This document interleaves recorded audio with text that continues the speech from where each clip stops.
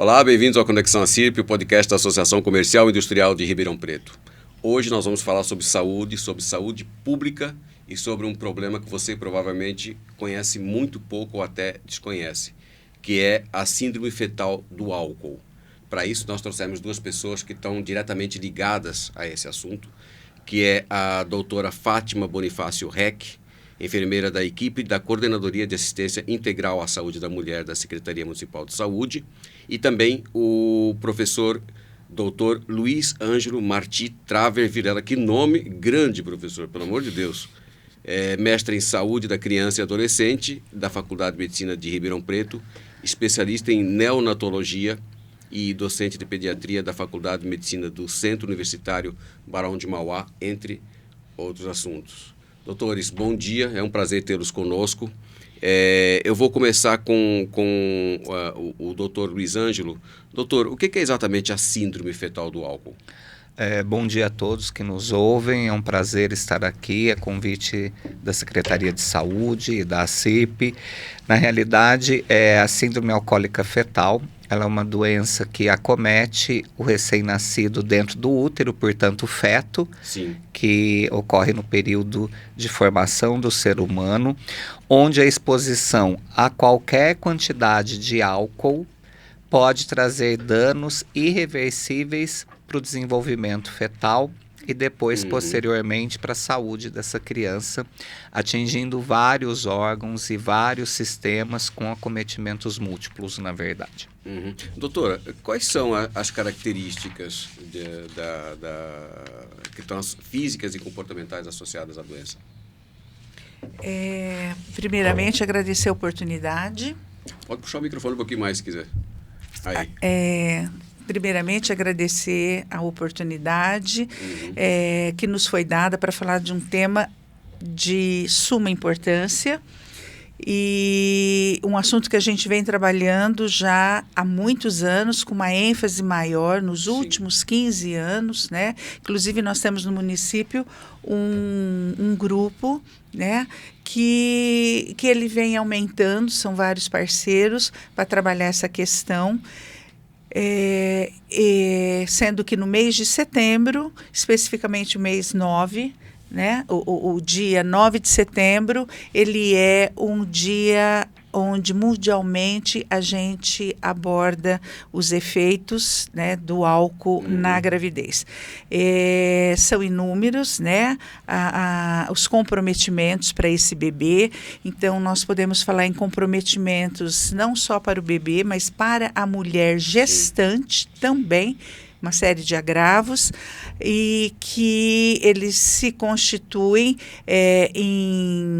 em características, alterações faciais nesse bebê. A gente pode ter comprometimentos de órgãos nos seus diferentes momentos, né, da gravidez ou de formação desses órgãos. Para a mulher, nós podemos ter, ela pode vivenciar a questão de um aborto precoce. Ele pode levar o álcool, dependendo da dosagem, ele pode levar a aborto precoce, parto prematuro, e essa criança vir ter a necessidade ao longo da sua vida de um acompanhamento por uma equipe multiprofissional. Meu Deus. Doutor, como é que ela pode ser prevenida? A única forma de se prevenir é não beber durante a gravidez. A gente não tem nada, é que nem cigarro, absolutamente nada. Na realidade, assim, dentro disso que a Fátima colocou, é importante que a gente tenha o conhecimento que hoje, no mundo todo, a síndrome alcoólica fetal é a principal causa de retardo mental das crianças, em níveis variados. Nós não temos nenhuma substância ou droga que tenha um efeito teratogênico, ou seja, destruidor na formação do embrião, quanto o álcool. Nos países desenvolvidos, sobretudo os Estados Unidos, o Canadá, a França, onde isso já é objeto de estudo há várias décadas e uma preocupação imensa de saúde pública. Hoje em dia, nas escolas, desde muito cedo, as crianças têm contato com as informações de que eles não devem beber durante a gravidez. E é lógico que, como cada etapa da nossa gestação, uns órgãos são formados de maneira diferentes, então... Quanto mais precoce esse feto for exposto ao álcool, maior vai ser a consequência. O impacto, né? Sim, o impacto vai ser maior. Porque é preciso que fique claro nisso que a Fátima colocou, a síndrome alcoólica fetal clássica traz essas alterações faciais que ela mencionou. Então, um filtro labial, a parte superior da boca, muito mais fina do que o habitual. A gente perde esse sulco que a gente vê embaixo no nariz, na maioria das pessoas. E tem algumas alterações oculares com uma diminuição do tamanho da abertura ocular de uma maneira grosseira para que as pessoas entendam. Mas isso é o acometimento mais grave, é a forma clássica da doença.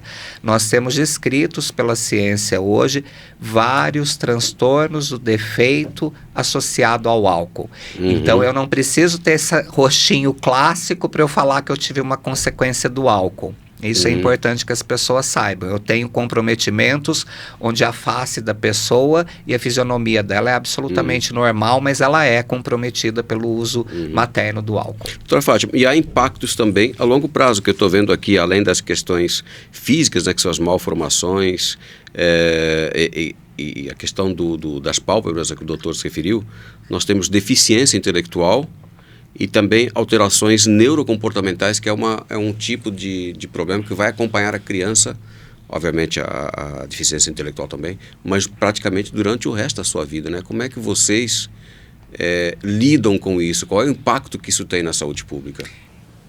O impacto na saúde pública, ele é imenso, principalmente porque nós estamos, conforme já comentamos aqui, falando de uma síndrome não conhecida e, portanto, não conhecida, não valorizada. As pessoas, elas sabem da síndrome de Down, que é uma síndrome genética, e desconhecem a questão da SAF, que é uma síndrome 100% evitável a partir do momento em que você não faça uso de álcool. Então, o impacto na saúde pública ele é muito grande, porque essa criança, como o Dr. Luiz Ângelo falou, ela pode nascer uma criança aparentemente sem qualquer comprometimento, e isso só vai ser revelado no momento em que ela está na escola, que ela começa a apresentar algumas deficiências e que, mesmo acompanhada por profissionais, são algumas coisas que elas têm uma característica de ser mantidas. Por exemplo, uma coisa que é bastante marcante, isso a gente vê em literatura, quando a criança ela está naquele momento do aprendizado, do raciocínio matemático, ela tem muita dificuldade, a questão do relacionamento, uma criança de difícil relacionamento na escola, e são aquelas crianças que os professores eles têm uma tendência a encaminhar para o serviço de saúde. Sim. Por isso que nós precisamos que essas crianças, né, a gente tem no serviço de saúde um atendimento que chama puericultura, sim, que é a oportunidade dessa criança ser avaliada inicialmente mês a mês, depois tem uma outra regularidade estabelecida, onde o profissional avalia como é que está o crescimento e desenvolvimento dessa criança. Esse desenvolvimento, ele inclusive avalia esses aspectos que vão ser, se precocemente abordados, se precocemente tendo uma atenção dos diferentes profissionais que vão fazer parte desse acompanhamento, essa criança só terá benefícios, né? Então, entendi, você vê que, em termos de saúde pública, é alguma coisa, assim, preocupante para a família, preocupante para a comunidade, para os profissionais, traz, assim, uma necessidade de um olhar atento de todos, inclusive da educação, que hoje, sim, é um grande parceiro nas nossas ações no mês de setembro e onde as ações são enfatizadas, mas que, na verdade, o ano todo a gente trabalha esse tema. Entendi. Doutor, é uma situação paradoxal, porque não dá para dizer é que é falta de informação. Eu tenho 60 anos, eu há muito tempo que eu escuto que as mulheres que estiverem grávidas devem evitar o álcool. E a gente está em 2024 discutindo uma questão como essa, que deveria ser óbvia, né? Como é que você faz? Como é que você lida com isso? Olha, você não pode beber, você está grávida, você não pode beber. Como é que você lida com isso? Na realidade, nós enfrentamos dentro do processo de atendimento de saúde, seja pública ou privada, a questão do direito pertinente a cada pessoa de poder escolher Sim. aquilo que ela quer fazer. Então, quando as pessoas são menores de idade, isso fica mais fácil, porque teoricamente eles não poderiam comprar bebida alcoólica abaixo dessa idade. O que não acontece. Eu acho que esse efeito paradoxal que você coloca, ele tem um pouco a ver com a questão do álcool ser uma droga lícita. Sim. Então, sim. dentro da nossa sociedade, você consegue adquiri-lo onde você quiser. Então, desde que ela seja lícita, as pessoas entendem que por ela ser lícita, ela não faz mal, que não é uma verdade. Né? Ele é uma substância altamente tóxica até para o nosso organismo, independente de ser mulheres ou de estar em estado de gestacional. Mas o que a gente percebe muito é que é um acesso fácil, é uma droga relativamente barata, principalmente alguns tipos de bebidas alcoólicas, e infelizmente, complementando a sua colocação, nós ainda temos no meio em que vivemos, dentro da sociedade civil e da própria sociedade de saúde dos trabalhadores, uma ideia equivocada. Então, às vezes, a gente percebe médicos mais velhos, enfermeiros mais velhos ou profissionais de saúde mais velhos que chegam a abordar a mãe falando, olha, não tem nenhum problema. Se você tomar um pouquinho de vinho no final de semana, isso vai até te relaxar, vai te ajudar a ficar mais tranquila, ou uma latinha de cerveja não vai te fazer mal. Então as pessoas começam a tirar ideias que na verdade não tem nenhuma conotação científica, estipulando que determinada quantidade do álcool não fará mal, o que é um equívoco gigantesco, porque na realidade os estudos hoje trazem para a gente a informação mais importante que a gente obteve. Uma gota ou 5 litros podem ter o mesmo efeito num feto. O que as pessoas não entendem, qual é o argumento então para a gente finalizar esse raciocínio? Mas eu bebi, o meu filho não teve problema nenhum, os meus sobrinhos, as mães beberam, meu filho... Porque as pessoas precisam entender que existe um componente epigenético que vem acoplado ao nosso sistema genético, onde será o fator desencadeante. É igual cigarro. Nem todo mundo que fuma vai ter câncer. Sim. Então nós precisamos entender que é uma loteria negativa. Nós não temos como saber. E o impacto para a família é desastroso. Para aquela criança, a maneira que eu lido com as famílias, respondendo diretamente sua pergunta de uma forma mais simples, eu sempre falo para as mães, se acontecer na casa do vizinho, vai ser uma margem percentual muito pequena, que é o que a literatura traz. Se for o seu filho, vai ser 100%. Não vai ser pouquinho. Se acontecer na tua casa, aquela pessoa que você ama e que você quer que fique bem, ela foi acometida. Então, para a sua família, a SAF aconteceu em 100% dos casos. Então, é isso que a pessoa precisa entender, né? É uma loteria negativa mesmo. A gente não sabe como vai evoluir depois. Dúvida. E é um assunto, doutores, agora no caso para vocês dois, é um assunto em que a gente está falando da consequência, né? Porque envolve a síndrome fetal do álcool, envolve, por exemplo, a questão da gravidez na adolescência, que o senhor falou, envolve a questão da dependência do álcool, envolve uma série de coisas que acaba caindo nisso aqui. Então, é isso que a senhora tinha falado, não sei se a gente pode falar em multidisciplinaridade, que envolve assistência social, que envolve saúde, que envolve educação. Sim. A importância desse tratamento conjunto. A sua lembrança foi bastante importante, falar do adolescente, que a gente precisa trabalhar muito a questão do álcool, como o doutor Luiz Ângelo falou, desde da infância, um assunto a ser abordado em escola, como você fala de meio ambiente, como você fala de qualquer outro assunto, né? Mas no Brasil nós temos hoje, que é um grande produtor e consumidor, nós estamos com um número muito aumentado de jovens e mulheres fazendo uso de álcool e com todas as suas consequências, né?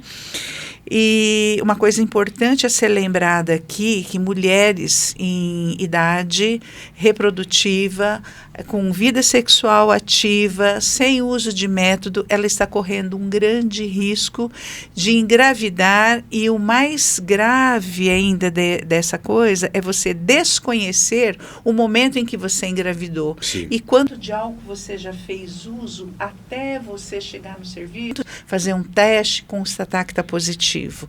Então, é o seguinte, não somos contrários, né? Muito pelo contrário, as pessoas devem se relacionar sexualmente, mas atenção aos métodos, e que é uma abordagem que a gente faz ao oferecer os métodos dos serviços de saúde, pensando nessa questão também, né? Se você deseja engravidar, não beba, e se beber, não engravide, né? E então é uma das situações aí que a gente tem enfatizado muito, que é na questão ainda da pré-concepção. Sim. Existem números de Ribeirão Preto? Eu não sei se os senhores podem me informar sobre isso, sobre os números de Ribeirão Preto, da doença em Ribeirão Preto. Se a gente tem uma comparação de Ribeirão Preto, por exemplo, com o estado de São Paulo, com o Brasil, com o mundo. Na realidade, nós não temos esse dado. Esse é um próximo trabalho que a gente vai realizar agora junto à Secretaria Municipal de Saúde, mas existe uma razão para isso. O desconhecimento da SAF ocorre dentro dos médicos ginecologistas, pediatras, dentro da própria equipe multiprofissional que a Fátima citou. Então, fonoaudiologia, assistência social, fisioterapia, etc. Enfermagem. Então, assim, na formação universitária e acadêmica, isso é um assunto que vem recentemente acoplado. Então, eu me formei já há 30 anos atrás e eu não tive isso na minha formação. Eu tive que buscar isso posteriormente durante os meus estudos como pediatra, na realidade. E o que a gente tem hoje é uma dificuldade imensa, porque como ela é a maior causa de retardo mental no mundo, e eu acredito que dá para a gente extrapolar isso para o Brasil, quando a gente tiver os diagnósticos corretos, a gente se confunde com vários outros transtornos, na verdade, comportamentais e mentais. Então, o diagnóstico acaba sendo retroativo. Eu preciso que aquela mãe se lembre se ela ingeriu álcool ou não na gravidez, e, se possível, qual foi o período da gravidez, no início, no meio ou no final, que isso aconteceu. Então, esse dado é muito difícil para nós. Hoje a gente tem isso nos países que eu acabei citando anteriormente aqui, de uma forma mais categórica e mais clara, porque uma coisa que a sociedade precisa entender é que o processo de formação cerebral do ser humano termina em torno de 19, 20 anos de idade. Então não é um processo que acontece na primeira infância ou na segunda infância. Ou seja, aquele adolescente que também abusa do álcool antes dos 20 anos de idade, que é quando a adolescência termina, os pais e a sociedade precisam ter a consciência de que o processo de formação do sistema nervoso central daquele ser humano está prejudicado. É óbvio que ele não vai ter SAF porque ele não é um feto, mas ele vai ter consequências depois, que a gente não sabe até quanto uma pessoa que tem TDAH, por exemplo, ou um transtorno de interação social não possa estar relacionado com o uso de álcool nessa faixa etária também. Doutora, qual é a estrutura do município para atender essas pessoas? O SUS, que equipamentos é que tem de saúde para poder atender essas pessoas? Eu acho que vale a pena a gente lembrarmos, né, das ações que antecedem a ocorrência, né, de uma síndrome. Então, todas as nossas unidades de saúde, que são em torno de 47 unidades, a gente oferece o atendimento para a questão da anticoncepção, sendo uma das abordagens que a gente vem enfatizando muito com as equipes. Isso é um trabalho contínuo, bastante é difícil, mas tem que ser alguma coisa contínua. Então, desde a parte da anticoncepção, depois o atendimento no pré-natal, identificando, né, qual é se ela faz o uso, qual é esse uso. Existem mulheres que em uma conversa, num primeiro momento, ela tem o entendimento de que não é adequado, não é possível que ela faça o uso e tudo bem. Já encontramos mulheres que têm um grau de dependência que a gente precisa encaminhar para um serviço de referência, onde ela vai ter um atendimento, que é o CAPS-AD. Ela vai ter um atendimento específico para ela, então tem grupo específico. Então a gente, na gravidez, a gente tem esse momento, e depois, essa criança nascendo, nós temos profissionais em todas as maternidades conveniadas ao SUS, funcionários que vão identificar todas essas situações e elas vão referenciar para os nossos diferentes serviços. Um desses serviços é o que o Dr. Luiz Ângelo ele atende, né, que ele pode falar um pouquinho, que tem uma equipe vai ter um atendimento interdisciplinar. Então a nossa proposta é essa. E nas unidades de saúde, todas as unidades com pediatras, que são os profissionais que, avaliando essa criança, nesse atendimento de puericultura que eu já mencionei, ele vai poder identificar possíveis alterações sugestivas, aliadas aí a uma boa anamnese, e referenciar para o profissional mais indicado. A doutora Fátima tinha falado do seu serviço. Na realidade, eu sou pediatra da rede municipal já há bastante tempo. Hoje, o meu trabalho fundamental é com crianças com transtorno do comportamento na rede municipal de saúde.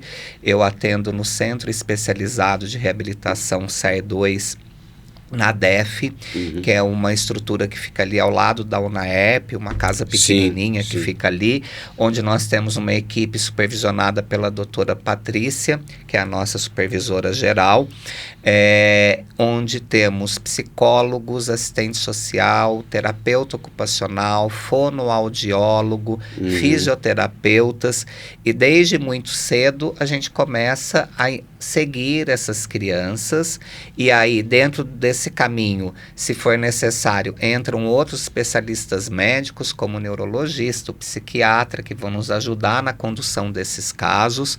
E além desse centro, nós temos ainda em Ribeirão Municipal o Centro de Reabilitação, especializado de reabilitação da APAI, que é um centro que tem um nível de suporte maior de tratamento para essas crianças. E temos 2 centros que são estaduais. Um que fica no Hospital Estadual Especializado e um que é o Centro CER4, que é o Luci Montoro, que fica no HC. Mas os estaduais, eles atendem exclusivamente os municípios referenciados. Não são centros para atendimento da população de Ribeirão Preto. Entendi. Quem faz atendimento da nossa população são esses 2 centros da PAI e do CER2 que eu mencionei aqui. Doutores, alguma informação final, eu acho que dentro da colocação de onde nós estamos falando, né, que é uma associação comercial e industrial, olha que interessante o dado que a gente tem. O Brasil, há 20 anos atrás, produzia 2 bilhões de litros de cerveja por ano. Isso sem contar as cervejarias que são caseiras ou domiciliares, artesanais, que não estão computadas nesse processo. Em 20 anos, depois do surgimento, não é uma propaganda, que todo mundo sabe isso, da Ambev, como um dos maiores conglomerados do mundo produtores de cerveja, nós passamos a produzir 20 bilhões de litros 10 ao vezes ano. mais. Então, e a nossa população não cresceu a tal ponto, nesse período. E nós consumimos mais do que exportamos. Ou seja, os jovens brasileiros estão bebendo mais. Eu ouvi do professor José, que é um neurologista especialista em SAF do Rio de Janeiro, que nos ajuda muito, que é um dos principais responsáveis por tudo que aconteceu aqui em Ribeirão Preto, uma coisa interessante que ele colocou numa conversa comigo.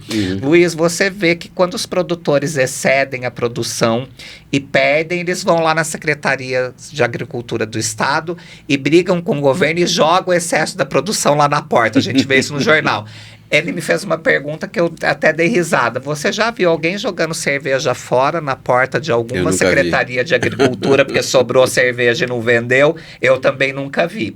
E lembrando que nós somos um dos países que mais produzimos destilado no sentido de cachaça. O Brasil é um dos maiores produtores do mundo e é uma bebida mais barata e de acesso mais fácil. Então, acho que essa parte econômica também é importante a gente entender que tem um processo de estímulo para que isso aconteça na nossa sociedade de maneira geral.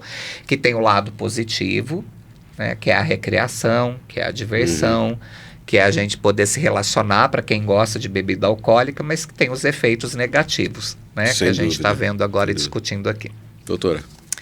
Eu só gostaria de falar uma coisa que para mim é muito impactante, foi muito impactante desde quando nós começamos uma abordagem, né, mais expressiva sobre esse assunto, é a questão da gente não perder de vista que o álcool que a mulher bebe pela boca, ele vai pelo sangue para o bebê. Então, a mulher tem mecanismos, né, de metabolismo e tal. Nós estamos injetando nesse bebê, né, pelas artérias, aí nós estamos injetando um álcool que ele não vai ter qualquer defesa. Então, é o que eu bebo, eu injeto no sangue dele. E isso, para mim, eu acho assim, muito, muito impactante. Por isso que não tem a dosagem, por isso que não tem o momento que se pode usar. São só 9 meses, gente, né? Para que tenha uma vida aí saudável, né? Então, eu acho que vale a pena a gente cuidar bem desses menininhos, dessas crianças desde a barriga. É verdade. Bem, eu gostaria muito de agradecer ao Dr. Luiz Ângelo pela vinda aqui, pelo esclarecimento. Eu já faço até um convite para que vocês dois voltem em outras ocasiões que achem interessantes, porque uma das nossas funções é essa mesmo. E eu espero também que os futuros passos desse problema sejam resolvidos junto à sociedade. Com certeza. Tá bom, muito obrigado mais uma vez por tudo. Obrigado a vocês pela atenção e por nos ouvir. Eu acho que é importante que todo mundo escute um pouquinho isso na realidade e deixar claro para todo mundo que nosso objetivo não é criar nenhuma campanha que traga nenhum prejuízo emocional ou capital ou financeiro para nenhum órgão, nenhuma sociedade. O nosso objetivo é conscientizar e alertar para esse problema que nós estamos discutindo, e com muito orgulho eu faço parte desse processo junto à equipe da Fátima. E só para constar, Ribeirão Preto, depois do Rio de Janeiro, é o único município do país que se dedica uma semana inteira a isso. Então, nós estamos na vanguarda aí de uma série de municípios no nosso país, graças a Deus. Nós estamos mês agora, já mudamos, começamos com semana, agora nós estamos no mês. Nós já estamos em outubro e continuamos falando de SAF. A gente tem que falar todos os dias, incansavelmente. Aí dá esperança, então. Com certeza. Claro, com certeza. Obrigado, gente. Obrigada. Obrigado a todos mais uma vez.